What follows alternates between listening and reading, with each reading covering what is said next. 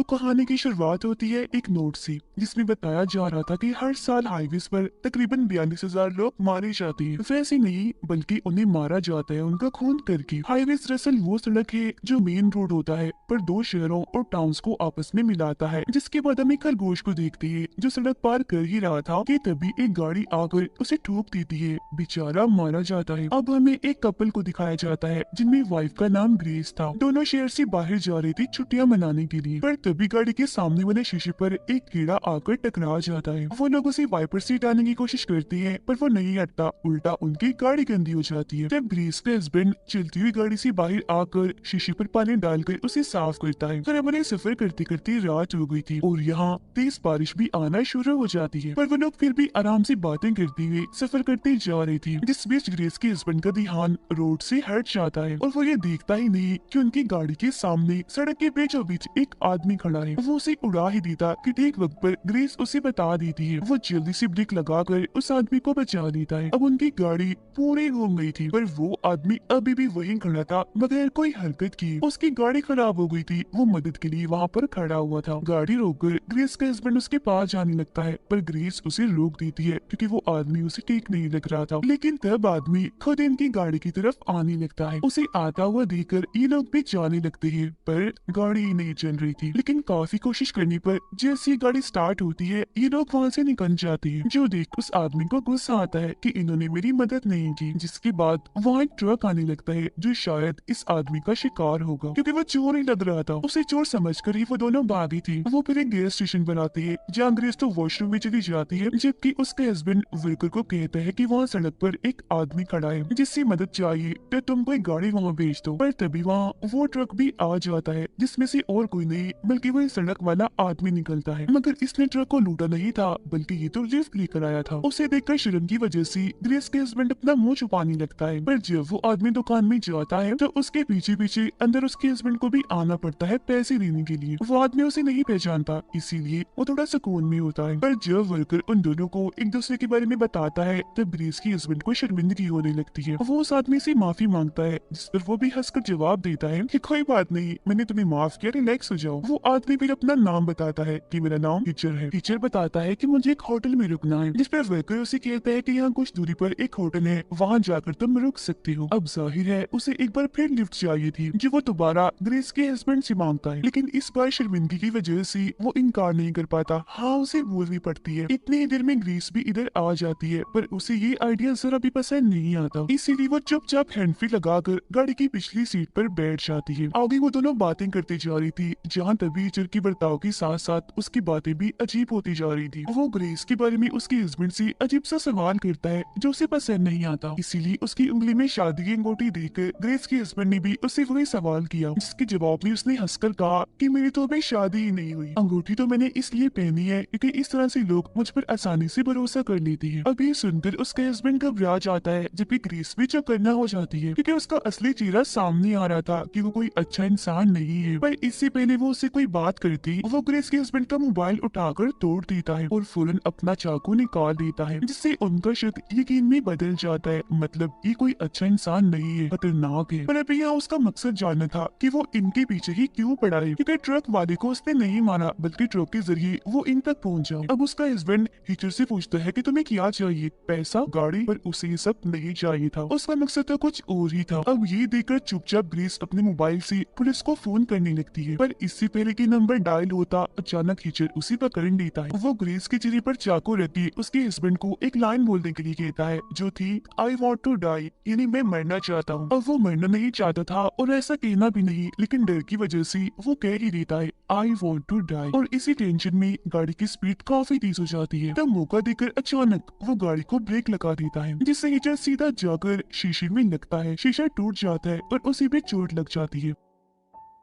उसे संभलने का मौका ना देते हुए उसका हस्बैंड गाड़ी और तेज स्पीड में चलाने लगता है। तब ग्रेस भी गाड़ी का दरवाजा खोल देती है और टाइम जाया ना करते हुए ग्रेस के हस्बैंड उसे टांग से मार मारकर चलती गाड़ी से नीचे गिरा देता है और कुछ इस तरह से उनकी जान बच पाती है। ग्रेस का हस्बैंड उसे जल्दी से पुलिस को फोन करने को कहता है, बट उसे मोबाइल नहीं मिल रहा था क्योंकि कीचड़ के साथ साथ वो भी बाहर ही गिर गया। जिस पर फिलहाल ग्रेस की दोस्त की कॉल आ रही थी, मतलब कि अब कीचड़ जान जाएगा कि ये दोनों कहाँ जा रहे हैं। अब सफर करते करते उन्हें सुबह के 4 बज बज गए थे। इन हालात में भी उसके हस्बैंड को नींद आ रही थी। तब नींद भगाने के लिए वो गाड़ी को साइड में खड़ी करके जैसे ही शराब पीने लगता है कि तभी अचानक खिड़की तोड़कर हिचर उसे पकड़ लेता है। पर तभी उसके हस्बैंड की आंख खुल जाती है, जिससे हम समझ पाते हैं कि वो बस उसका बुरा सपना था। उसकी आंख तो गाड़ी में सीधा सुबह ही खुलती है, पर वो देखता है कि गाड़ी में ग्रेस नहीं है। उसे फिक्र होने लगती है। वो गाड़ी से बाहर आकर उसे ढूंढता है तो वो वहीं खड़ी हुई थी। ग्रेस उससे कहती है कि मैं आगे नहीं जाना चाहती, मुझे वापस घर जाना है। पर उसके हस्बैंड तो आगे किसी टाउन में जाना चाहता था ताकि वहाँ की पुलिस को वो हिचर के बारे में बता सके। इसलिए ग्रेस को हिम्मत देकर वो दोबारा गाड़ी में बैठकर आगे बढ़ जाती है। तभी इनके साथ ये गाड़ी गुजर रही थी जिसमें एक फैमिली बैठी थी। वो भी छुट्टियां मनाने के लिए जा रहे थे। उनके बच्चों को देखकर वो दोनों खुश होने लगती है, पर अगले ही पल उनकी चेहरे मुरझा जाती है क्योंकि गाड़ी में हिचर भी बैठा हुआ था, जिसका मतलब था कि वो फैमिली खतरे में है। उनकी जान बचाने के लिए वो गाड़ी को साइड पर लाकर गाड़ी रोकने के लिए कहती है, पर तभी सामने से एक ट्रक आ जाता है जो इन्हें उड़ाने ही वाला था कि तभी बचने के चक्कर में उनकी गाड़ी का एक्सीडेंट हो जाता है। वो इतना गाड़ी पलटकर एक पेड़ में जाकर घुस जाती है, जिससे इन लोगों की जान भी बाल बाल बचती है। पर फिर भी वो हिम्मत करके बाहर आती है, लेकिन तब तक वो गाड़ी वहाँ से जा चुकी थी। वो फैमिली को बचाना चाहती थी, पर वो नहीं रुकी, या शायद टीचर ने उन्हें रुकने नहीं दिया। उल्टा उन्हें बचाने के चक्कर में उनकी जान खतरे में पड़ गई और मुसीबत अब उन्हें पैदल ही जलील होना पड़ेगा। गाड़ी तो पूरी तबाह हो गई थी। वो लोग जब आगे बढ़ रही थी तो सामने से आते हुए एक ऑरेंज ट्रक को रोकने की कोशिश करती है, पर कोई रोकने को तैयार ही नहीं था। इसीलिए वो पैदल ही आगे बढ़ते हैं, जहाँ इन्हें उस फैमिली की गाड़ी भी मिल जाती है। ग्रेस को दूर खड़ा करके जैसे वो गाड़ी के पास जाता है चेक करने, तो उसकी होश उड़ जाती है क्योंकि पीछे बच्चों की लाशें पड़ी थी, जबकि आगे माँ बाप की। सबके अंदर चाकू घुसी हुई थी, लेकिन बच्चों के डैड अभी भी जिंदा थे, पर उनके पेट में भी चाकू घुसा हुआ था। उसे मदद की जरूरत थी, इसलिए उसका हस्बैंड उसे पीछे लिटा देता है, जबकि ग्रेस गाड़ी चलाने लगती है। पर तभी अचानक उनकी गाड़ी को वही ऑरेंज ट्रक मारने लगता है, जिसे वो रोकने की कोशिश कर रही थी, क्योंकि उसे और कोई नहीं बल्कि हिचर चला रहा था। जिससे यहाँ ये बात साफ हो जाती है कि ये एक पागल इंसान है जो इनके साथ पागलों वाली गंदी गेम खेल रहा है। इसने फैमिली से लिफ्ट ली, ट्रक का बंदोबस्त भी कर लिया और अब यहाँ बेसब्री से इनका इंतजार भी किया। वो कई बार इनकी गाड़ी को अपने ट्रक से मारता है और डराने की काफी कोशिश करता है, जिसके बाद अचानक से रास्ता बदलकर दूसरी साइड पर चला जाता है। ये चीज वो समझ नहीं पाते, पर हमें समझ लग जाती है कि ये सब उसके लिए एक गेम है, जिसमें ग्रेस और उसका हस्बैंड गेम के प्लेयर है, यानी के खिलाड़ी है, और हिचर उन्हें ऐसा देखकर गेम के काफी मजे ले रहा है। फिर अब वो आगे बढ़कर एक कैफे पर रुकते हैं। उसके हस्बैंड जख्मी आदमी को संभालता है, जब ग्रेस अंदर जाकर वेट्रेस को जल्दी से पुलिस को फोन करने के लिए कहती है। वो फिर वॉशरूम में चली जाती है तौलिया लेने, पर तभी वो खिड़की से बाहर उसी ऑरेंज ट्रक को देख लेती है, जो देखकर तो उसकी होश उड़ जाती है, जिसका मतलब था कि हिचर उनसे पहले ही यहाँ आ गया था। वो डरकर जल्दी से नीचे बैठ जाती है,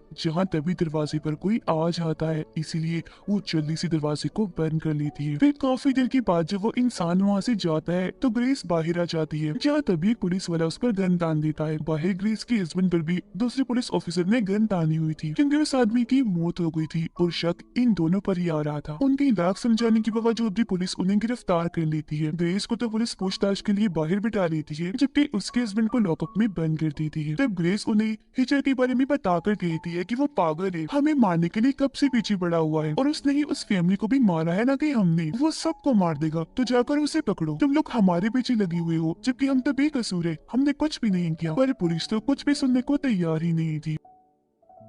कुछ देर के बाद जब माहौल शांत होता है तो ग्रेस शीशे के बाहर वाले ऑफिसर्स को समझाने की कोशिश करती है, लेकिन बाहर तो हिचर दरवाजे पर खून से स्माइल मुस्कुराहट वाला इमोजी बना देता है। जेल में ग्रेस का हस्बैंड चिल्लाने लगता है, तब हिचर नीचे जाकर उसे दबोच लेता है। ग्रेस जब देखती है कि दरवाजा खुला है तो वो बाहर आ जाती है, जगह का नजारा देखकर तो उसकी हालत खराब हो जाती है, क्योंकि हर तरफ सभी ऑफिसर्स की लाशें पड़ी हुई थी, जिनकी हालत काफी खराब थी, खून में लथपथ थी। वो डर जाती है ये सोचकर कि अगर एक आदमी पुलिस पर इतना भारी है, पुलिस उसके हाथों में महफूज नहीं, तो हम तो कभी नहीं बच पाएंगे। जिससे हम भी समझ पाते हैं कि हिचर कितना बड़ा पागल है, वो भी सिर्फ इनके लिए। पागल के साथ साथ चालाक भी है, क्योंकि खामोशी से वो अंदर आया, इतने सारे पुलिस ऑफिसर्स को भी मार दिया, जो आसान नहीं था। रेडियो से उन्हें मैसेजेस आ रहे थे, पर जब यहाँ से कोई जवाब नहीं जाता तो आगे से उन्हें ये जवाब आता है कि बहुत जल्द हम अपनी पूरी पुलिस टीम को वहाँ पर भेज रहे हैं। अब ग्रेस एक ऑफिसर की गन लेकर चुपके से नीचे आने लगती है और मौका पाकर अपने हस्बैंड को जेल से निकाल कर यहाँ से वो निकल जाती है, जिस दौरान पूरी पुलिस टीम भी यहाँ आ जाती है। ग्रेस कहती है कि मैं उनके पास जाकर सब कुछ बताना चाहिए, पर उसके हस्बैंड मना कर देता है, ये कहती हुई कि नहीं, ये अच्छा आइडिया साबित नहीं होगा क्योंकि वो लोग हम पर ही शक करेंगे। तो अभी लोग पहाड़ों के जरिए ही निकलने लगते हैं, पर तभी अचानक ऊपर से वो ऑरेंज ट्रक नीचे आकर गिरता है, जिसके नीचे डूबने से ग्रेस बाल बाल बचती है। पुलिस स्टेशन के अंदर जब कैप्टन आता है तो ये देखकर काफी हैरान रह जाता है कि एक कपल जो इतने बड़े भी नहीं है, छोटे हैं, इतने सारे पुलिस ऑफिसर्स को कैसे मार सकते हैं, वो भी इतनी बेरहमी से। पर जब वो शीशे पर स्माइल वाला इमोजी देखता है तो समझ जाता है कि यहाँ एक किस्म की गेम खेली जा रही थी, जिसमें उन दोनों के अलावा कोई तीसरा खिलाड़ी भी है। अब वो लोग चलते चलते एक कबाड़ खाने तक पहुंच जाते हैं, जहाँ पर बहुत सारा पुराना सामान पड़ा था और पुरानी गाड़ियां भी खड़ी थी। पर तभी ग्रेस देखती है कि घर लेकर टीचर हमारी तरफ ही आ रहा है। उसे देख वो जल्दी से गेट के ऊपर से जाने की कोशिश करने लगती है, पर यहाँ की रखवाली करने वाले कुत्ते इन पर भौंकने लगते हैं, इनके पीछे पड़ जाते हैं। तो इन लोगों को एक पुराने केबिन में छुपना पड़ता है। वो लोग सोचने लगते हैं कि हमें क्या करना चाहिए, पर तभी यहाँ बाहर एक पुलिस ऑफिसर आ जाता है। इसे देखकर ग्रेस के काफी कहने पर उसका हस्बैंड बाहर जाता है बात करने, पर पुलिस वाला उल्टा उसे पकड़ लेता है। अब कोई रास्ता ना होने पर ग्रेस गन लेकर बाहर आ जाती है और पुलिस ऑफिसर पर तान देती है। पुलिस ऑफिसर की गन लेकर उसका हस्बैंड गाड़ी में बैठ जाता है और रेडियो पर ये सारी बातें सुनकर कैप्टन को लगता है कि खतरा है, इसीलिए वो अपने पूरे पुलिस टीम भेज देता है। ग्रेस पुलिस ऑफिसर को भी अपने साथ चलने के लिए कह रही थी, पर वो मान ही नहीं रहा था और एकदम फिर गोली आकर सीधा उसके सर पर लगती है, जो देखकर ग्रेस की होश उड़ जाती है, क्योंकि उसने तो गोली चलाई ही नहीं थी। गोली तो हिचर ने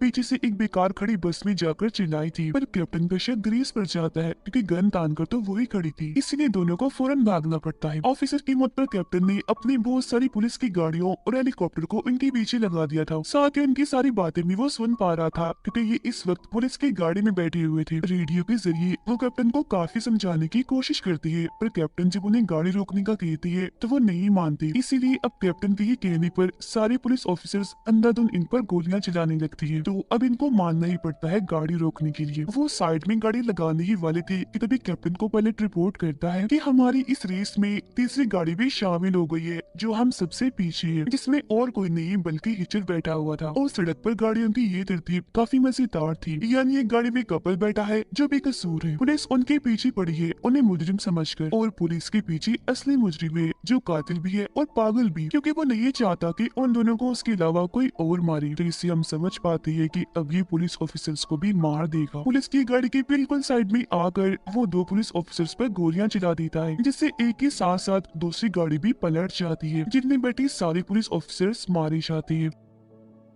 इसके बाद टीचर हेलीकॉप्टर पर भी गोलियां चलाने लगता है। एक गोली एक पायलट को लग भी जाती है, जिससे वो मारा जाता है, और इस तरह हेलीकॉप्टर भी कंट्रोल से बाहर हो जाता है। उसे देखकर ग्रेस का हस्बैंड तेजी से गाड़ी भगाने की कोशिश करता है, पर गाड़ी खराबी की वजह से रुक जाती है। टीचर भी उनके पास ही गाड़ी गुजार कर आगे निकल जाता है, जिसके बाद वो दोनों भी गाड़ी से निकलकर पैदल ही वहाँ से भागने लगती है। भागते भागते वह होटल के पास जाकर रुकते हैं। वह चुपकी से एक कमरे में घुस जाती है, ये सोचकर कि यहाँ से हम अपने दोस्त को कॉल करेंगे, पर ग्रेस कॉल नहीं करती, क्योंकि ये फोन काउंटर के फोन से जुड़ा हुआ था, जिसका मतलब था कि कॉल यहाँ के साथ साथ काउंटर वाले फोन पर भी जाएगी, तो इनके लिए गड़बड़ हो सकती है। अब पूरा मुश्किल दिन काटने के बाद वो नहाने के लिए चले जाती है, जिसके बाद उसके हस्बैंड फोन ढूंढने चला जाता है। जब ग्रेस टाइम गुजारने के लिए फिल्म देखने लगती है, इसी दौरान उसकी आंख लग जाती है। वो जैसे ही जागती है तो उसके हस्बैंड उसके पास आ रहा था, पर वो उसका हस्बैंड नहीं था बल्कि हिचर था। वो उसे पकड़कर हमला करने की कोशिश करने लगता है, लेकिन ग्रेस हिम्मत दिखाते हुए एक लैंप से उस पर हमला कर देती है। वो फिर वॉशरूम में आकर गन लेती है और हिचर को धमकाती है, इसीलिए उसे वहाँ से जाना पड़ता है। वो फिर वहाँ से बाहर आकर अपने हस्बैंड को पागलों की तरह ढूंढने लगती है, क्योंकि वो चिल्ला रही थी। अब उसे देखकर होटल के मैनेजर को कुछ ठीक नहीं लगता, इसीलिए वो पुलिस को कॉल कर देता है। आगे बढ़ते हुए उसे अपना हस्बैंड मिल तो जाता है, पर काफी बुरी हालत में, क्योंकि हिचर ने उसे दो ट्रक्स के बीच काफी बुरी तरह से बांधा हुआ था, मतलब हाथ भी और पैर भी। ग्रेस उसे काफी छुड़ाने की कोशिश करती है, पर नहीं छुड़ा पाती। अब हिचर ट्रक को खींचने लगता है, इसीलिए उसे छोड़कर ग्रेस हिचर पर गन तान देती है, पर इसका कोई फायदा नहीं था, क्योंकि हिचर उसे धमकाता है कि जल्दी से ट्रक में बैठ जाओ वरना मैं क्लच दबा दूंगा, क्योंकि यहाँ से मैंने क्लच दबाया तो ट्रक चलने की वजह से तुम्हारे हस्बैंड की दो टुकड़े हो जाएंगे। तब कोई रास्ता ना होने पर अपने हस्बैंड को बचाने के लिए ग्रेस ट्रक में बैठ जाती है। वो काफी घबराई हुई थी, इसीलिए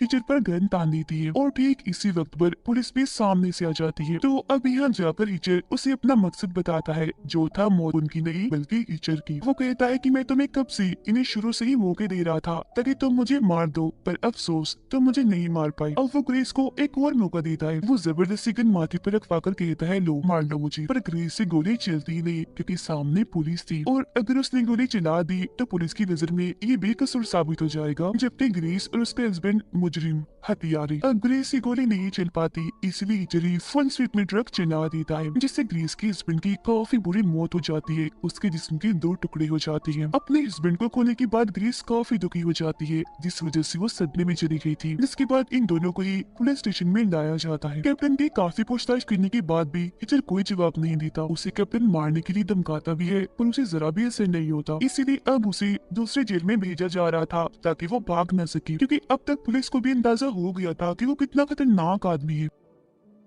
उसके साथ ही गाड़ी में ग्रेस को भी ले जाया जा रहा था ताकि उसकी सदमे का इलाज हो सके, जिसके बाद उसे उसके माँ बाप के पास छोड़ देंगे। सारी प्लानिंग के बाद ये सब गाड़ी के जरिए निकल जाते हैं, पर हीचर कोई आम कच्चा खिलाड़ी नहीं था जो आसानी से हार मानता। हथकड़ी से आजाद होने के लिए वो अपना घोटा ही तोड़ देता है, जिससे उसका काफी खून भी बहता है। साथ ही उसे काफी दर्द भी हो रही थी, पर वो दर्द को छुपाते हुए हथकड़ी से आजाद हो ही जाता है। जिसकी बहुत बड़ी चालाकी से एक ही झटके में वो हथकड़ी से सामने बैठे पुलिस ऑफिसर का गला काट देता है। फिर उसकी गन लेकर ड्राइवर सीट पर बैठे हुए ऑफिसर्स को भी गोली मार देता है, जिससे वैन का बैलेंस खराब हो जाता है और वो सीधा आकर कैप्टन की गाड़ी में लगती है, जिसमें उनके साथ ग्रेस भी बैठी हुई थी। ग्रेस भी जख्मी हो जाती है, जबकि कैप्टन की टांग भी नीचे फंस गई थी, तो वो नहीं निकल पा रही थी। इसीलिए वो ग्रेस को भागने का कहते हैं, पर इसका क्या फायदा था, क्योंकि भागते भागते उन्हें 2 दिन हो गई थी। तो तब उन्होंने क्या कर लिया, और वैसे भी अब भागने के लिए कुछ बचा ही नहीं था। अब ग्रेस एक बार फिर हिम्मत करके गन लेकर उसका काम तमाम करने के लिए जाती है, पर उल्टा हिचरी उसे गन छीनकर उसे अंदर खींच लेता है और गाड़ी में बंद करके यहाँ से चला जाता है। अब इस बीच कैप्टन कॉल करके अपनी टीम को बुलाने लगते हैं, जबकि ग्रेस जाली तोड़कर बड़ी गन आगे से ले लेती है। वैन में से पेट्रोल बाहर निकल रहा था, इसलिए हिचर वहाँ गोली चलाकर वहाँ आग लगा देता है, जिसके बाद वो कैप्टन की भी सर में गोली मारकर उन्हें भी मार देता है और फिर यहाँ से आगे बढ़ जाता है। जिसके बाद जलती हुई वैन से ग्रेस बाहर कूदती है और गन से बहुत सारी गोलियां चलाती है उस पर, लेकिन जैकेट उसने ऐसी पहनी थी कि एक भी गोली उसे नहीं लगती और उसकी जैकेट पर बन जाता है एज, यानी हिचर, मतलब मारने वाला, जो उसका नाम भी था। वो फिर ग्रेस को कहता है कि मुझे मारकर तुम्हें अच्छा महसूस हो रहा होगा, है ना? इस पर वो जवाब देती है कि मेरी खुशी तो मेरे हस्बैंड के साथ ही चली गई। अब यहाँ आखिरकार ग्रेस उसके सर में गोली मारकर उसका खेल खत्म कर देती है। यहाँ ग्रेस का उससे बदला भी पूरा हो गया था और हिचर की मरने के साथ साथ उसका पागलपन भी खत्म हो गया था। अब यहाँ मैं आपको बता दूं कि वो इनके पीछे क्यों पड़ा हुआ था। असल में जब वो रास्ते में खड़ा होकर उनसे मदद मांग रहा था तो उसकी जान से भी क्योंकि वो नहीं फंसी, तो इस वजह से वो चिढ़ गया। उसने गैस स्टेशन पर उनका खात्मा करने का सोचा, पर क्योंकि वो बचकर निकल गए तो तब से उसने ठान ली कि कुछ भी हो जाए अब इनको मैंने नहीं छोड़ना। हालांकि उन बेचारों ने तो इसका कुछ बिगाड़ा भी नहीं था, वो बस पागल था। अपनी खराब ज़हनी तवाज़ुन की वजह से वो ऐसा कर रहा था। उसने ऐसी राह चलते एक कपल को अपना टारगेट बनाया और गेम की तरह उनसे खेला, सिर्फ अपने मजे के लिए, क्योंकि ऐसे परेशान करके वो काफी इंजॉय कर रहा था और आखिर में उसका मकसद उन्हें मारना ही था, जिससे गेम में खिलाड़ियों को मारा जाता है। और इसी के साथ ये काम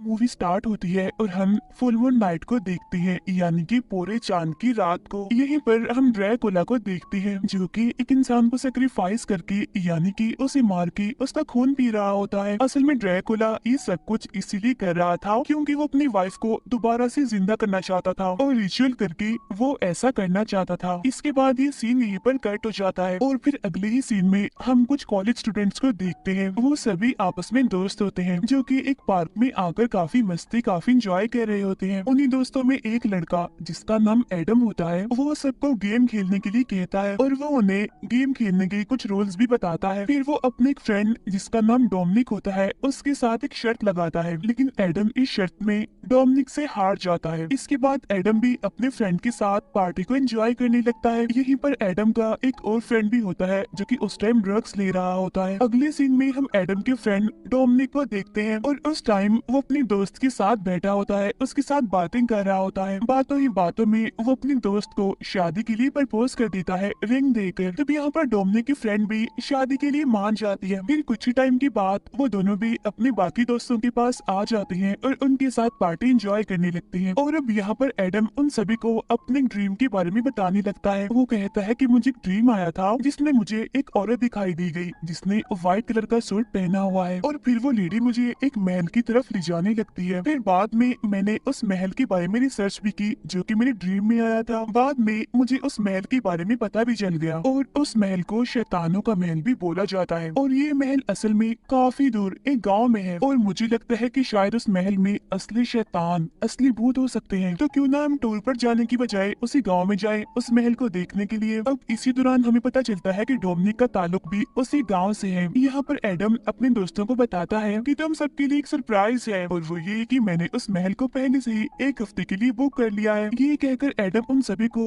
वहाँ पर जाने के लिए मनाने लगता है और फिर थोड़ी ही देर के बाद सभी लोग वहाँ पर जाने के लिए मान जाते हैं। फिर वो सभी लोग पार्टी को सेलिब्रेट करने लगते हैं, यानी कि वो ड्रिंक करते हैं। अगले ही दिन वो लोग एक ट्रेन में बैठकर उसी जगह पर यानी उस गाँव में महल देखने के लिए जाने लगते हैं। तब यहाँ पर एडम उनसे बताता है लेकिन एक मुसीबत है छोटी सी, और वो ये कि वहाँ पर लाइट नहीं है। तब ये सुनकर डोमिनिक की फ्रेंड उस पर काफी गुस्सा करती है कि ये बात तुमने हमें पहले क्यों नहीं बताई, लेकिन वो अब क्या कर सकती थी, मजबूरन उसे वहाँ पर जाना ही पड़ना है क्योंकि ये बात जानने में उसे काफी देर हो गई है। फिर इसी बीच हम देखते हैं कि डोमिनिक जब ट्रेन में सो रहा होता है तो तब उसे भी एक ड्रीम आता है जिसमें कि एक दरवाजा होता है और एक औरत उस दरवाजे के पीछे से उसे बुला रही होती है और तब इसी बीच उसकी आंख खुल जाती है। वो लोग दिखते हैं कि वो अपनी मंजिल पर पहुंच चुके हैं जहां पर उन्होंने पहुंचना था, लेकिन अब क्योंकि महल तक कोई भी गाड़ी नहीं जा सकती थी इसीलिए इन्हें वहां पर पैदल ही जाना था। डोमिनिक की बेस्ट फ्रेंड उसे वो रिंग वापस कर देती है ये कहते हुए कि ये रिंग मुझे काफी टाइट है, जिस पर डोमिनिक कहते हैं अच्छा चलो ठीक है, जब मैं घर वापस जाऊंगा तो इसे ठीक करवा के तुम्हें वापस दे दूंगा। इसीलिए डोमिनिक उस रिंग को अपनी पॉकेट में रख लेता है। यहाँ पर डोमिनिक एडम से पूछता है कि तुम्हारे ड्रीम में जो महल आया था उसका दरवाजा कैसा था, क्योंकि जब मैं ट्रेन में सो रहा था तो मुझे भी सेम ऐसे ड्रीम आया था। तब ये बात सुनकर एडम उसकी बात का यकीन नहीं करता और उस पर हंसने लगता है। थोड़ी ही देर के बाद यहाँ पर एक बूढ़ा आदमी आता है जो कि असल में इन लोगों का गाइड था, यानी कि महल तक जाने में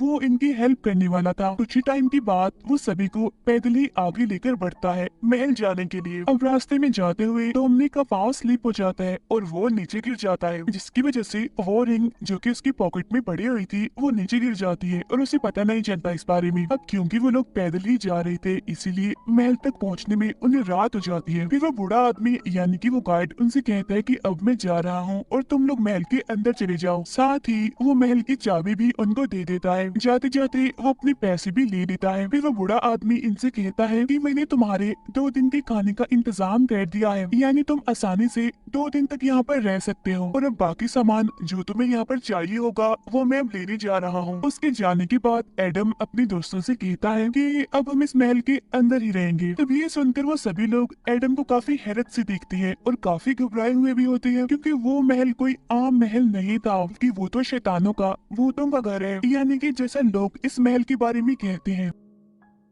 लेकिन एडम फिर भी उन्हें महल के अंदर ले जाने के लिए मना ही लेता है। अब जैसे ही लोग महल के अंदर आते हैं तो तभी अचानक से उनके पीछे वाला दरवाजा अपने आप से ही बंद हो जाता है। अब ये देखकर वो सभी लोग काफी डर जाते हैं और घबरा भी जाते हैं और तभी अचानक से अंधेरे में से एक लड़की उनके सामने आती है। वो कहती है कि मेरा नाम वेरोनिका है, मैं यहाँ पर तुम्हारा वेलकम करती हूँ और मैं यहाँ पर इसी महल में रहती हूँ और जो लोग भी यहाँ पर आते हैं इनके टूरिस्ट, मैं उनका ख्याल रखती हूँ बहुत अच्छे से। फिर वो कहती है कि मैं आप लोगों का भी बहुत ख्याल रखूंगी, मैंने आप लोगों के रहने के लिए सारा इंतजाम कर दिया है, वो भी बहुत अच्छे से। इसके बाद वेरोनिका उन सभी को उनका रूम दिखाती है। इसके बाद हम एडम की 2 फ्रेंड्स को एक साथ देखते हैं। वो दोनों सोने की तैयारी कर रहे होते हैं, लेकिन उनमें से जो एडम का मेल फ्रेंड था वो अपने मोबाइल में बिजी होता है, जिसकी वजह से उसकी फ्रेंड उससे नाराज हो जाती है और वहाँ से चली जाती है। और तभी यहाँ पर डोमिनिक और उसकी फ्रेंड आते हैं और वो एडम की फ्रेंड से कहती है कि हमें एडम और उसकी फ्रेंड कहीं पर भी दिखाई नहीं दे रहे, इसीलिए चलो आओ हम उनको ढूंढते हैं कि वो कहाँ पर गए हैं। तब एडम का वो फ्रेंड उनसे कहता है कि जाओ तुम लोग ढूंढ लो उन्हें, अभी मैं बिजी हूँ अपने मोबाइल में, इसी वजह से मैं तुम्हारे साथ नहीं जा सकता। सीन शिफ्ट होकर जाता है एडम और उसके फ्रेंड पर जो कि एक रूम में आए हुए होते हैं और यहाँ पर उन्हें बहुत सारे स्ट्रेचर्स मिलते हैं। अब एडम और उसके फ्रेंड को ढूंढते हुए बाहर डोमिनिक भी पहुंच जाता है और वो अंदर रूम में एडम और उसकी फ्रेंड को देख लेता है और उसी तसल्ली हो जाती है कि वो लोग यहीं पर ही है। इसके बाद डोमिनिक लाइब्रेरी में आकर एक बुक को पढ़ने लगता है और ये बुक देखने में बाकी बुक्स जैसी बिल्कुल भी नहीं थी, बल्कि ये साइज में काफी बड़ी थी और काफी पुरानी भी थी। वो देखता है कि कुछ पेजेस के अलावा पूरी बुक खाली पड़ी हुई है, लेकिन तभी अचानक से उन्हें बाहर से किसी के चिल्लाने की आवाज सुनाई देती है। इसीलिए वो सभी लोग काफी डर जाते हैं, काफी घबरा जाते हैं, इसीलिए फौरन चेक करने के लिए बाहर आते हैं। बाहर आकर वो देखते हैं कि उनकी जो फीमेल फ्रेंड होती है वो अपने फ्रेंड को खाना खाते हुए देखकर चिल्ला रही थी, क्योंकि वो हद से ज्यादा ही खा रहा था। उसने सबके हिस्से का खाना खा लिया था और तभी इनके पास अचानक से वेरोनिका भी आ जाती है और वो इन सभी से कहती है कि आप सब फिक्र मत कीजिए, मैंने आप सभी का खाना रखा हुआ है बचाकर, इसीलिए आप मत घबराइए, आपको भी खाना मिल जाएगा। बाद में वो उन सभी को अपने साथ ले जाती है डिनर के लिए। यहाँ खाने के दौरान एडम उससे पूछता है कि क्या तुम ड्रैकुला को जानती हो, और अगर जानती हो तो उसके बारे में कितना जानती हो, हमें भी बताओ। तब ये सुनकर वेरोनिका बताती है कि हाँ, मैं उसके बारे में जानती हूँ। वो यहाँ पर ड्रैकुला का असली नाम भी बताती है। साथ ही साथ वो काफी पावरफुल, काफी बहादुर राजा था। उसने कई सालों तक यहाँ पर राज किया, वो काफी अच्छे से रहता था। वेरोनिका बस उन्हें इतना ही बताती है, इसके आगे कुछ नहीं बताती। अब बाकी लोग तो उसकी बात पर इतना यकीन नहीं करते, लेकिन डोमिनिक को उसकी बात पर यकीन था, इसीलिए वो लाइब्रेरी से वही बड़ी सी बुक लाता है और वेरोनिका से इस बारे में पूछता है कि आखिरी बुक कौन सी है और इसकी बाकी के पेजेस खाली क्यों है। तो तब वेरोनिका उन्हें ये पूरी कहानी सुनाने के लिए एक अलग ही रूम में ले आती है। यहाँ पर वेरोनिका ड्रैकुला की कहानी सुनाने लगती है और अगले ही सीन में हम देखते हैं कि एक जंग में ड्रैकुला की वाइफ को दुश्मनों ने प्रिजनर बनाया हुआ था और अपनी वाइफ को बचाने के लिए ड्रैकुला शैतान से मदद लेना चाहता था, लेकिन शैतान ने उसकी मदद ऐसे ही नहीं की, बल्कि उसके सामने एक शर्त रख दी। यहाँ पर शैतान उसे कहते हैं कि ठीक है, मैं तुम्हारी वाइफ को तो जिंदा कर दूंगा, लेकिन जो तुम्हारी सोल है वो आखिरी टाइम तक मेरी रहेगी। तब यहाँ पर ड्रैकुला शैतान की बात मान लेता है और बाद में वो अपने दुश्मन सिपाही का खून पीने लगता है, उसको सेक्रीफाइस करके, उसको मार कर। और ये सीन वही सीन होता है जिसे हमने मूवी के स्टार्ट में भी देखा था। खून पीने के बाद ड्रैकुला एक खतरनाक ड्रैकुला में बदल गया और वो यहाँ से सीधा अपनी वाइफ के पास गया और दुश्मनों की जो सिपाही थे उनको मारने लगा, लेकिन एक सिपाही उसकी वाइफ का गला काट देता है, जिससे वहीं पर ही ड्रैकुला की वाइफ मारी जाती है। अपनी वाइफ को मरता हुआ देखकर ड्रैकुला बहुत दुखी हो जाता है और इसीलिए वो उसकी डेड बॉडी को लेकर शैतान के पास आता है, लेकिन फिर हम देखते हैं कि उसकी वाइफ दोबारा से जिंदा हो गई है और अब शैतान ड्रैकुला को प्रिजनर बनाकर अपने साथ ले जाता है।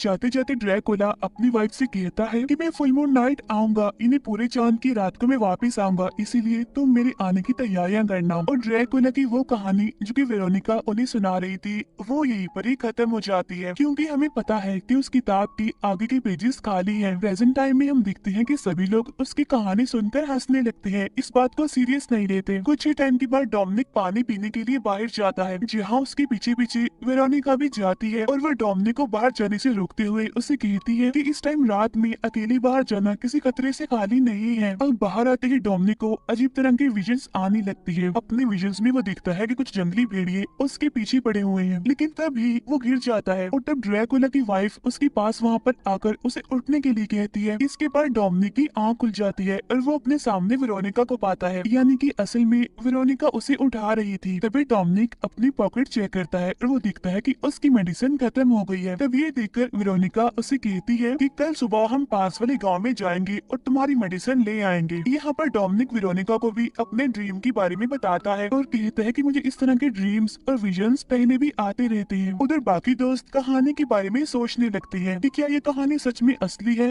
या फिर नहीं। कुछ ही टाइम के बाद डोमिनिक और वेरोनिका वापस उनके पास आ जाते हैं। यहाँ पर वेरोनिका उन सभी को समझाते हुए कहती है कि रात के टाइम यहाँ से बाहर कोई भी नहीं जाएगा, क्योंकि बाहर खतरा है, बाहर भेड़िए हैं। तब यहाँ पर एक बार फिर से कोई भी उसकी बात को सीरियस नहीं लेता और हंसने लगते हैं वो सब लोग। कुछ देर गुजरने के बाद एडम के दोनों फ्रेंड्स घर से बाहर आ जाते हैं और बाकी लोग सोने के लिए अपने अपने कमरों में चले जाते हैं। उधर एडम की दोस्त को किचन में बड़े मजे का खाना दिखता है, इसीलिए वो जल्दी से जाकर उस खाने को खाने लगता है, लेकिन तभी हम दिखते हैं कि अचानक से उसके पीछे से अजीब तरह के लोग आते हैं जिनकी बॉडी वाइट थी और वो उसका मुंह पकड़ के जबरदस्ती उसे खाना खिलाने लगती है। और जब उसकी आँख खुलती है तो वो दिखता है कि वो तो एक जानवर का गोश्त खा रहा है। उसे यहाँ पर इतना बुरा फील होता है कि वो महल के अंदर आकर वॉमिट्स करने लगता है। उधर रूम में जाने के बाद डोमिनिक की फ्रेंड उससे पूछती है कि जब तुम बाहर गई थी और वेरोनिका तुम्हारे पीछे गई थी तो तुम्हें पानी पीने में इतना टाइम क्यों लग गया। असल में डोमिनिक की फ्रेंड उस पर शक कर रही थी वेरोनिका के साथ। ये सुनकर डोमिनिक उसे समझाता है और कहता है कि ऐसा कुछ नहीं है जैसा तुम सोच रही हो, और अब तुम सो जाओ, मैं अपने बाकी दोनों दोस्तों को ढूंढने जा रहा हूँ। जाते जाते वो अपने साथ एडम को भी ले लेता है। उधर एडम की फ्रेंड भी शॉवर लेने के लिए वॉशरूम में चली जाती है। बाहर जाकर डोमिनिक और एडम अलग अलग होकर अपने फ्रेंड्स को ढूंढने लगते हैं, लेकिन उनमें से जो एडम होता है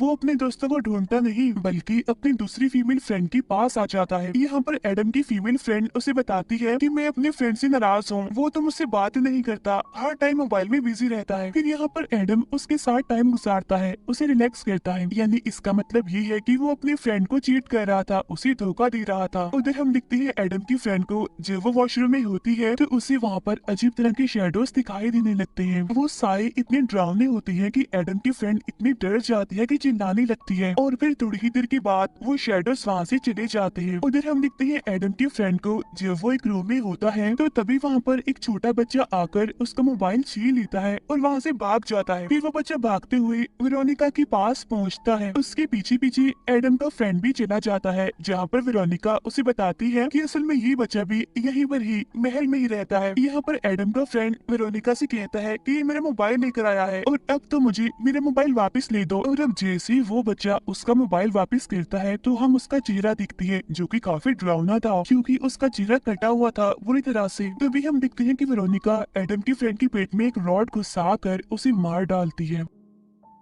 उधर हम दिखते हैं डोमिनिक को, जो कि अपने फ्रेंड को ढूंढता हुआ एक रास्ते से गुजरता है। वो एक दरवाजे से गुजरता हुआ एक ऐसी कमरे में आ जाता है जो कि पूरी तरह से व्हाइट था। वहाँ उसे टेबल पर एक चाकू रखा हुआ भी मिलता है, और इतनी ही देर में वेरोनिका वहाँ पर आ जाती है और वो डोमिनिक को बताती है कि ये चाकू काफी पुराना है, जो कि किसी और का नहीं बल्कि ड्रैकुला का है। आगे वेरोनिका उसे बताती है कि ये रूम मेरा ही है। अब डोमिनिक उसका बिहेव देखकर उसकी बातें सुनकर वहाँ से बाहर आ जाता है, क्योंकि अगर उसकी फ्रेंड को इस बारे में पता चल गया, उसने देख लिया, तो वो फिर से उस पर शक करेगी। उधर हम दिखते हैं एडम की फ्रेंड को, जो कि काफी डरी होती है उन शैडोज की वजह से। तभी उसके पास एडम आ जाता है और वो एडम से कहती है कि यहाँ कुछ गड़बड़ है, कोई खतरा है, हमें जल्द से जल्द यहाँ से निकलना होगा। और तुमने सही कहा था, यहाँ पर सच में शैतान है, भूत है यहाँ पर। तब उसकी बातें सुनकर एडम उसे कहता है कि अभी रात हो रही है, सुबह होने से पहले हम यहाँ से नहीं निकल सकते। उधर हम दिखते हैं एडम की फीमेल फ्रेंड को, जिसके साथ उसने टाइम गुजारा था। वो देखती है कि उस टाइम उसका फ्रेंड उसके साथ सो रहा है, लेकिन असल में वहाँ पर कोई भी नहीं था, क्योंकि उसको तो वेरोनिका ने मार दिया था, बल्कि वो तो सिर्फ उसका वहम था। उधर डोमिनिक की फ्रेंड जब अपने कमरे में बैठी होती है तो उसे भी बाहर से अजीब तरह की आवाजें आने लगती है, लेकिन तभी उसके पास डोमिनिक आ जाता है और इस बारे में वो उसे बताती है, और वो भी उसे यही बात कहती है कि हमें यहाँ से चलना चाहिए, क्योंकि मुझे यहाँ पर कुछ गड़बड़ लग रही है, ये जगह ठीक नहीं है। तब ये सुनकर डोमिनिक कहता है अच्छा चलो ठीक है, मैं इस बारे में एडम से बात करता हूँ, और क्या पता कि हम कल ही यहाँ से चले जाएं। ये कहकर वो दोनों सोने लगते हैं। तभी हम दिखते हैं कि डोमिनिक को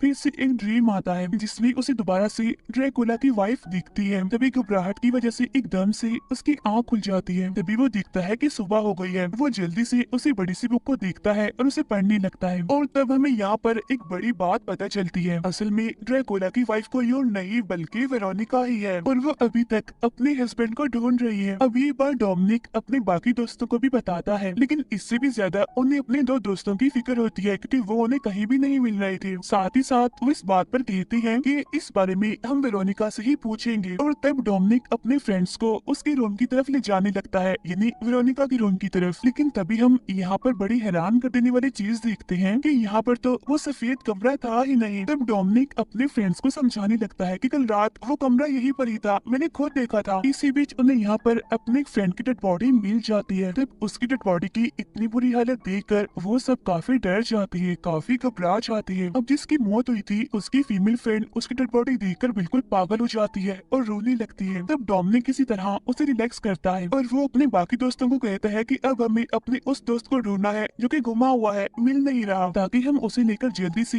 यहाँ से निकल पाए। अब ये सभी लोग अपने दूसरे दोस्त को ढूंढने लगते हैं, और ढूंढते ढूंढते इन एक जगह पर उसकी भी डेड बॉडी मिल जाती है। उसके मुंह से झाग निकल रही थी, यानी कि उसे जहर देकर मारा गया था। अपने दो दोस्तों की मौत की वजह से वो सभी लोग काफी डर जाते हैं और काफी दुखी भी होते हैं। इसीलिए अब वो फौरन उस जंगल से जाने लगते हैं। काफी आगे जाने के बाद एडम कहता है कि जो कुछ भी हुआ है ये मेरी वजह से हुआ है, सारी गलती मेरी है, मुझे यहाँ पर आने के लिए जिद करनी ही नहीं चाहिए थी। लेकिन तभी वो काफी घबरा जाते हैं ये देखते हुए कि वो दोबारा फिर से महल के सामने ही आ गए हैं। तो अब याद रखने के लिए वो लोग ट्रीज पर निशान लगाते हुए फिर से आगे बढ़ते हैं, लेकिन एक बार फिर से वो उसी जगह पर ही आ गए थे।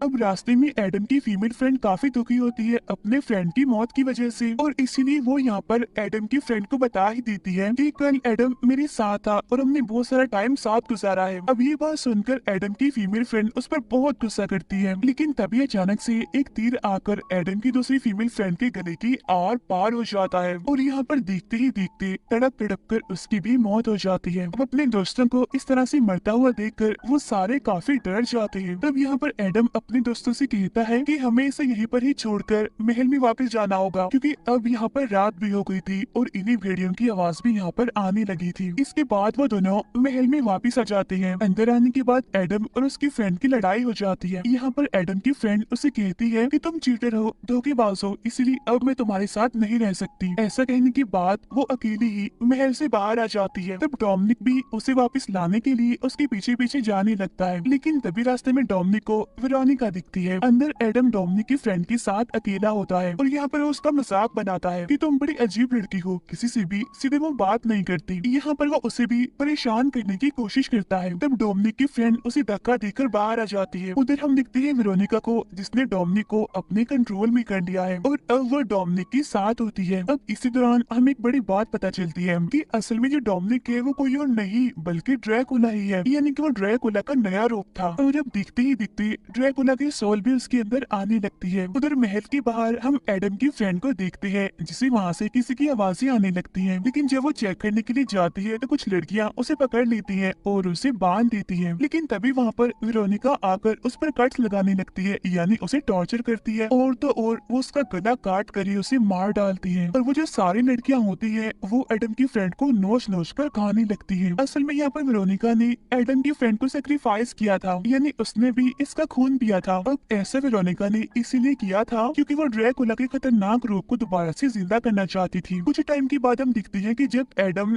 डोमिनिक की फ्रेंड को पकड़ रहा होता है तो तभी वहाँ पर डोमिनिक आ जाता है, जो कि अब ड्रैकुला बन चुका था, काफी खतरनाक किस्म का। वो आते ही एडम के गले को काट लेता है और फिर बाद में उसकी गर्दन तोड़ देता है। इसके बाद डोमिनिक अपनी फ्रेंड के पास जाता है, जो कि एक कमरे में बैठी हुई थी। यहाँ पर उसकी फ्रेंड उसे डोमिनिक ही समझ रही थी, लेकिन इस टाइम वो डोमिनिक नहीं था बल्कि ड्रैकुला ही था। फिर डोमिनिक की फ्रेंड जब उसके चेहरे पर खून देखती है तो वो बहुत ही घबरा जाती है। इसके बाद डोमिनिक, जो कि ड्रैकुला था, वो अपनी फ्रेंड को पकड़ लेता है और उसे बांधकर एक जगह पर ले आता है और यहीं पर उसने अपने बाकी दोस्तों की डेड बॉडीज को भी रखा हुआ था। फिर यहाँ पर डोमिनिक कहता है कि मैं इन सभी को शैतान के लिए सेक्रीफाइस कर दूंगा, जिससे शैतान मुझसे खुश हो जाएगा और वो मुझे ड्रैकुला के कर्ज से आजाद करके एक काम इंसान बना देगा। तब यहाँ पर डोमिनिक की फ्रेंड उसे याद करवाती है कि होश में आओ, तुम डोमिनिक हो, कोई ड्रैकुला नहीं हो। लेकिन वेरोनिका उसे होश में आने ही नहीं देती। फिर इसके बाद डोमिनिक उसी नाइफ से अपनी फ्रेंड को ही मार देता है। अब उसके मरने के बाद डोमिनिक को काफी अफसोस भी होता है, उसे काफी बुरा भी लगता है क्योंकि वो यहाँ पर थोड़ी देर के लिए होश में आ गया था। लेकिन वेरोनिका उसे फिर से अपने कंट्रोल में कर लेती है। फिर उसके बाद वेरोनिका उसे अपने ही फ्रेंड का खून पीने के लिए कहती है। अब उसका खून पीते ही डोमिनिक अपने अंदर चाकू को घुसाने लगता है ताकि वो ड्रैकुला के कर्ज से आजाद हो जाए। वो ऐसा करते करते पूरे चाकू को अपने अंदर घुसा लेता है। इसके बाद हम फ्लैशबैक का एक सीन देखते हैं, जिससे हमें ये पता चलता है कि डोमिनिक के दोस्तों को किसी और ने नहीं बल्कि डोमिनिक ने खुद ही मारा था। इसी दौरान हम उस बड़ी सी किताब को भी देखते हैं जिसमें खुद ब खुद आगे की कहानी लिखी जा रही थी, और तभी हमें डोमिनिक की एक झलक दिखाई जाती है। वो काफी डरावना लग रहा था क्योंकि अब वो पूरी तरह से ड्रैकुला बन चुका था, क्योंकि जब से डोमिनिक इस महल में आया था ड्रैकुला की सोल उस पर नजर रख रही थी और वेरोनिका असल में नहीं थी बल्कि वो तो सिर्फ उसका वहम ही था। फिर ड्रैकुला की सोल डोमिनिक के अंदर आ जाती थी और वो ही सबको एक एक करके मार रहा था। यानी अब इस तरह से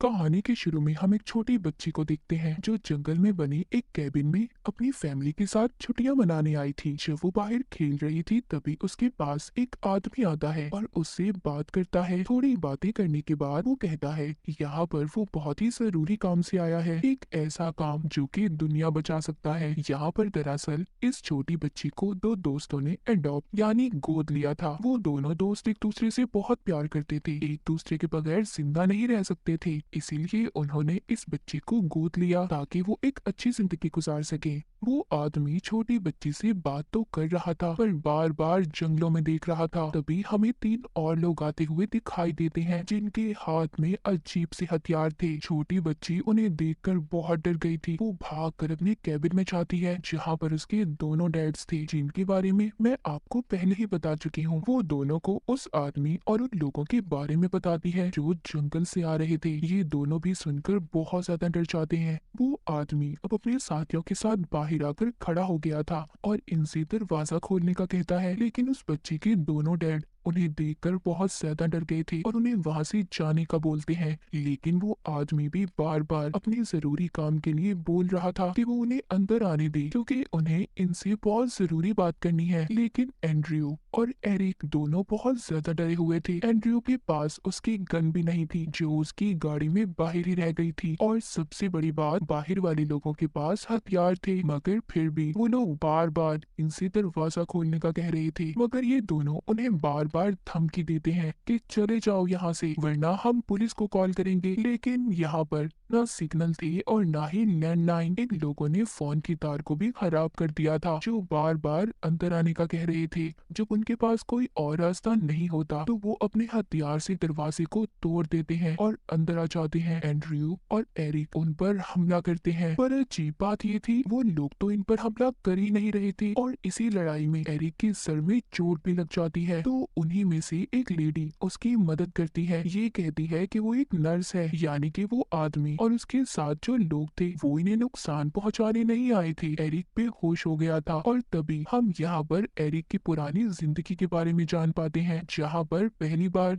उसने एंड्रयू को अपने मॉम डैड से मिलवाया था, पर उन्हें ये रिश्ता इनका पसंद नहीं था। लेकिन वो दोनों एक दूसरे के बगैर नहीं रह सकते थे, इसीलिए वो लोग अलग हो गए और आज एक साथ थे। खैर दोबारा हम प्रेजेंट मौजूदा कहानी पर आते हैं। जब एरिक को होश आता है तो चार लोगों ने इन दोनों को पकड़कर बांध दिया था और उनकी बेटी छोटी बच्ची भी उनके पास खड़ी थी। वो चारों इन दोनों को बताते हैं हम यहाँ पर बहुत ही जरूरी काम से आए हैं और तब हमने इस रास्ते को चुना और आगे भी बहुत सी मुश्किलात आने वाली है जिनको तुम तीनों में से किसी एक को अपनी जान देकर लोगों को बचाना होगा। अब वो चारों एक साथ खड़े होते हैं और उनको अपना मकसद और काम बताने लगते हैं। शुरू करती है एक लेडी। वो बताती है कि मैं कैलिफोर्निया के दूर एक शहर में नर्स हूँ और अपनी सारी जमा पूंजी खर्च करके तुम लोगों के पास आई हूँ। फिर दूसरा आदमी बताता है जो सबसे पहले छोटी बच्ची को मिला था। वो कहता है मैं एक टीचर हूँ और मेरा बार भी है। तीसरे नंबर पर इनका एक और साथी बताता है कि वो एक गैस कंपनी में काम करता है, वहाँ पर एक छोटा सा वर्कर है। पहले वो बहुत बुरा था और उल्टे सीधे काम भी किया करता था, पर अब वो ठीक हो गया है और अपनी गलती सुधारने की कोशिश कर रहा है। फिर चौथे नंबर पर लेडी बताती है कि वो एक होटल में शेफ है। ये सारी बातें समझकर एरिक ये समझता है कि ये लोग किसी रिलीजन मजहब से ताल्लुक रखते हैं और इनके फादर ने उन्हें यहाँ इनके पास भेजा है। उनके ऐसे साथ रहने पर ये उन्हें अलग करने आए हैं। उन लोगों का लीडर कहता है जो सबसे पहली छोटी बच्ची को मिला था कि ये सब गलत सोच है तुम्हारी, हम यहाँ पर एक खास मकसद के लिए आए हैं। वो बताता है दुनिया में बहुत बड़ा एपोक्लिप्स बर्बादी आने वाली है, सारी दुनिया खत्म होने वाली है, लेकिन अगर तुम तीनों में से कोई एक खुद को कुर्बान कर दे तो सारी आने वाली मुसीबतें तबाहियां रुक सकती हैं और ये काम तुम्हें खुद करना होगा अपनी मर्जी से। तुम्हारी मर्जी के बगैर कोई भी इंसान तुम्हें नुकसान नहीं पहुंचा सकता, यानी कि तुम्हारे साथ कोई जोर जबरदस्ती नहीं कर सकता।